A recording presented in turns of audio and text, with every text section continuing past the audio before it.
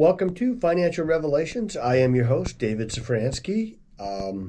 Hey, we're going to the Amazon. But before I talk about that, I want you to know that all of our contact information is scrolling beneath me or somewhere around me. And so if you want to contact us, that's how you do it. And also, I'm on WCRF 103.3 in Cleveland every Thursday morning from 8 a.m. to 9 a.m. And we take questions live. So if you have a question, you can call in then. It's also on the Moody Radio App, too, so you can listen wherever you are. And I know a lot of people get this. We have listeners to the podcast in foreign countries. And you can also log into the Moody Radio App and listen to our show on Thursday mornings, 103.3 Cleveland. The website for the well drills, nativosusa.org. And we set that website up, just went live not too long ago. And it has some pictures from some of our past mission strips. We're also going to be downloading, if this all works out right, I have Starlink from Elon Musk, who is this generation's really Einstein. Things that he has done are incredible. You know, before Elon Musk came around, we were taking our astronauts to the space station with Russian rockets. Would you trust a Russian rocket?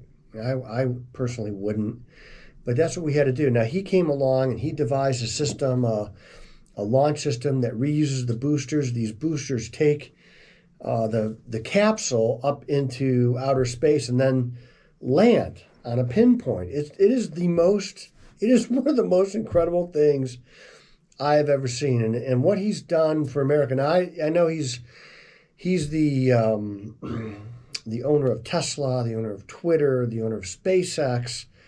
And I have Starlink internet from Elon Musk, and I'm going to have internet in the middle of the jungle if everything goes right. So we're knocking on wood there. So we're going to download some video while we're there, so you'll be able to see that on nativosusa.org. You can, if you go to the website, you can see some of those pictures, some of the video that we already have from the village that we were at last time.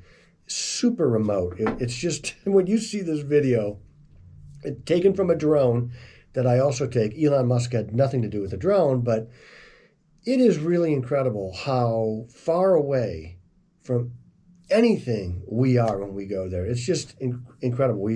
We fly into Manaus, big city, about 2 million people. We get on a public ferry, 3 stories tall, sleep in hammocks, go 20 hours to the east, and then downriver south to a town called Maués, which I affectionately call a thumbprint of an armpit in the middle of the jungle. And then we get on our church boat and we go another 6 hours or so into the jungle. We'll stop overnight and sleep at the church, the mission base that we have just outside of these protected reservation lands. And then the next morning, which will be Saturday morning, we'll be on our way to the village where we're going to drill a fresh water well. They have plenty of fresh water. It's just not clean. And if you drink that water, you're going to get very, very sick. And so that happens to a lot of people. And, you know, if you're in your teens to maybe your 60s, early 60s, you could get a waterborne illness and probably be okay. But if you're a baby or you're elderly, you're going to die. And so these people have a dramatic need for fresh water. A lot of the diseases are waterborne illnesses. And so we're going to go there and we're going to put a well in the ground. It's going to be clean and fresh. And we're going to put missionaries in the village. And they want missionaries. They want to be pastored. And that's what the church there does. And we raise money for the wells and for the church in Maués. And 100% of the money that we raise, 100%. Of donations goes to the work. There's no admin fee or anything like that. And you can support us. You could be part of a well dig. You don't have to go. You can if you want to. You know, we sit down and talk about it, make sure it's the right thing for you. But you can go to that website, nativos.org, nativosusa.org, and there's a donate button. Any amount helps because our dollars in Brazil go about 5 to 1. So Our money's pretty powerful there right now. And again, there'll be some pictures and video up on the website. There is right now. And again, if you want to go on the next trip, let me know. We'll talk about it.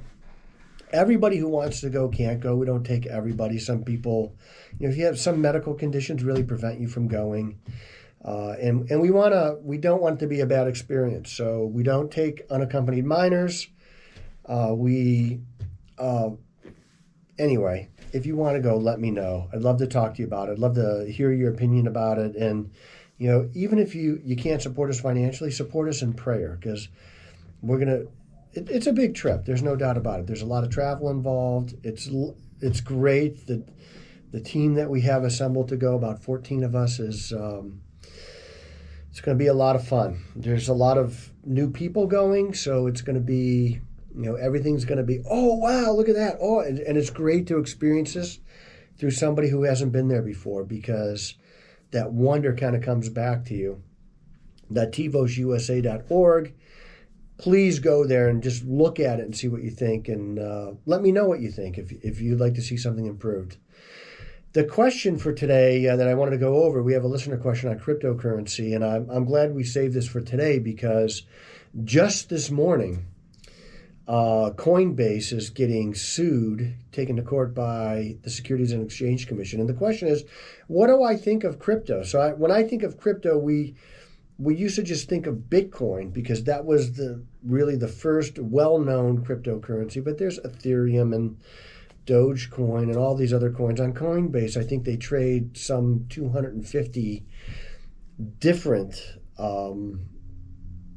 cryptocurrencies. And, people have made a lot of money in crypto. The Winklevoss twins made $8 billion in crypto and then got out. $8 billion they made. They were already billionaires. They made another $8 billion. And I when you buy crypto, so I understand that people make money. People have also lost money in there, because just a couple of years ago, Bitcoin was at 66,000. Now it's in the 20s. So if you bought at 66, you're down 40,000. It's not a small loss to have to absorb. But I have no idea what you're buying. I have no idea how you value it. And I have no idea who you're going to sell it to. And aside from that, Mrs. Lincoln, how was the play?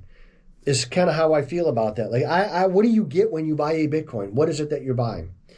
If you remember NFTs, those non-fungible tokens, they were computer codes, pictures of apes. Some of those were selling for $2 million. And I had a lot of football players, athletes were calling me, hey, I want to get involved in NFTs. And I would have to tell them, when something like this happens, and I've been around for 30 years in this business. By the way, I do identify now as being born on July 4th, 1976, because that is the most patriotic day of my life. And if I identify as that, everybody has to honor it, right? So I'll be expecting your birthday wishes on July 4th, because that's my birthday. But these NFTs were coming out, and a lot of the football players, younger people, were saying, I want to buy it, I want to buy it. I said, I've been around long enough to know this is the height of optimism. And we got to be really careful, because these are the things that happen when nobody knows where to spend their money now. And I was right. You can't give away an NFT right now. And so is Bitcoin just a longer working out version of NFTs? I don't know. The reason why I kind of like Bitcoin in some ways is because of the Canadian truckers. Remember what happened to the Canadian truckers when the government didn't like what they were doing? They shut down their bank accounts. They wouldn't let you have access to your money, but you could, if you had Bitcoin, cash it in and spend it. Yeah, you could. So I kind of like that. And I think what the SEC is trying to do is get a handle on that, because it's outside of their system of control. And so one thing we learned about COVID, a third of us will do anything the government says, no matter what. And a third of I was in a store this morning, there's somebody still wearing a mask in there. Like, what are you guys doing? It's over. It never worked, by the way. Now, of course, I don't want to judge people. They can do whatever they want, but it does strike me as a little odd.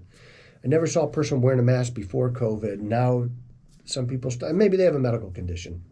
We'll give them the benefit of the doubt. But a third of the people will do anything the government says. a third of the people will be convinced to do something, and a third of the people are going to resist. The government way overstepped its bounds in COVID. All of this stuff should be going to the Supreme Court and being knocked down. And I've read from Justice Roberts and the Chief Justice that they both believe that COVID restrictions were an overstepping of the government. So we should be bringing this stuff to the Supreme Court because it could and it will happen again. They know now what they can get away with. And the Canadian government basically starved their own citizens because they didn't like that they were protesting.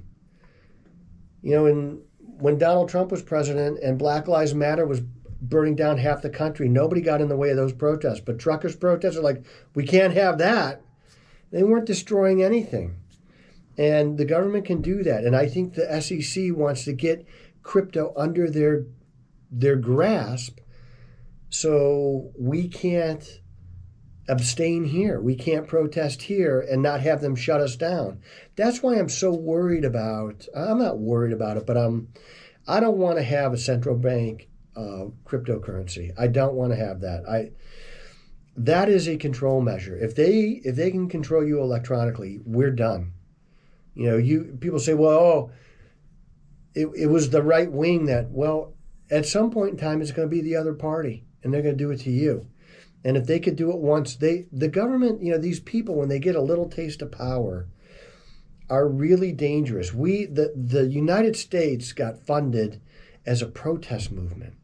So protesting is nothing new here. And, you know, people protest in all kind of different ways. They burn the flag. It's something I don't like, but I know it's protected speech. And I was a soldier. I was willing to fight for the speech that I hate the most. So I understand that. And now we're to the point where if you disagree with the administration, you're a right-wing, radical, white supremacist. Can't have stuff like that. You got to be able to protest. Now, you don't have to like what we're saying, and I don't have to like what you're saying, but we have to have the ability to do that.